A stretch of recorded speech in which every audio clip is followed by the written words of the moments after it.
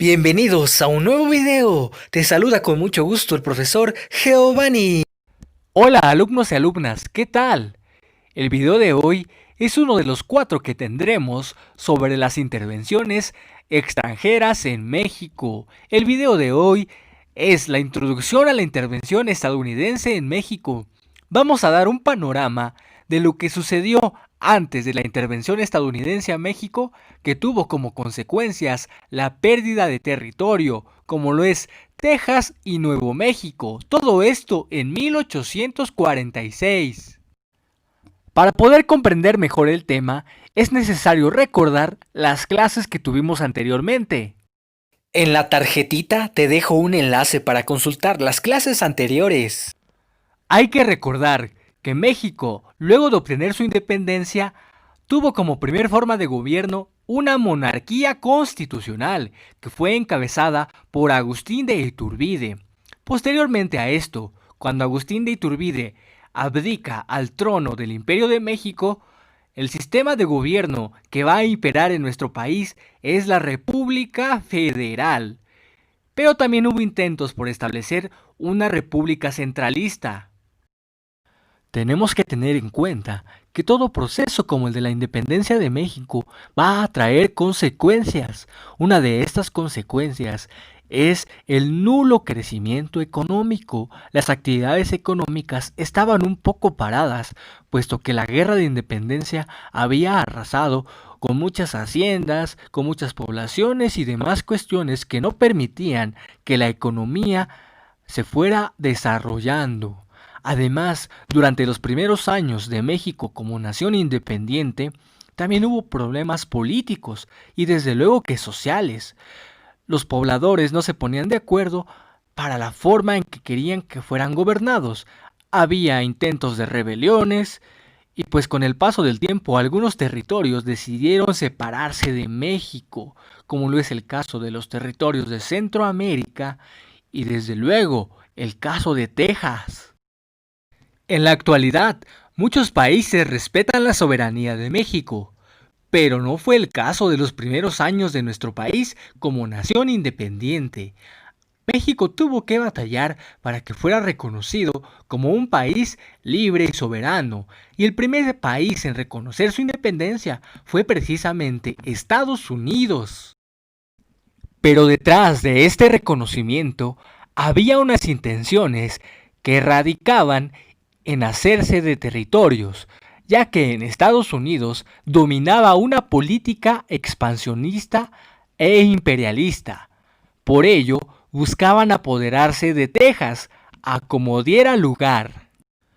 Dichas acciones expansionistas e imperialistas propiciaron que Estados Unidos comprara a Francia el territorio de Luisiana y por supuesto le quitara de las manos al Imperio español el territorio de Florida.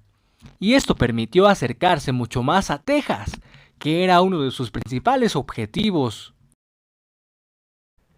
Gradualmente fueron llegando muchos estadounidenses al territorio tejano, y para 1834 había más tejanos que mexicanos en el territorio de Texas, y esto desde luego que empezó a generar muchos problemas entre los mexicanos y los tejanos, ya que los extranjeros tenían sus propias costumbres, no hablaban el idioma español y desde luego que no respetaban la religión católica, además de que aún tenían esclavos, lo cual iba en contra de las leyes establecidas en las primeras constituciones federales y centralistas.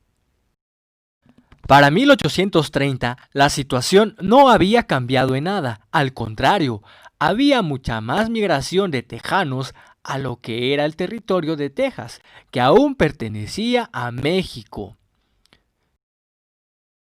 Recuerda, en 1830, el sistema de gobierno que todavía existía en México era el de la República Federal.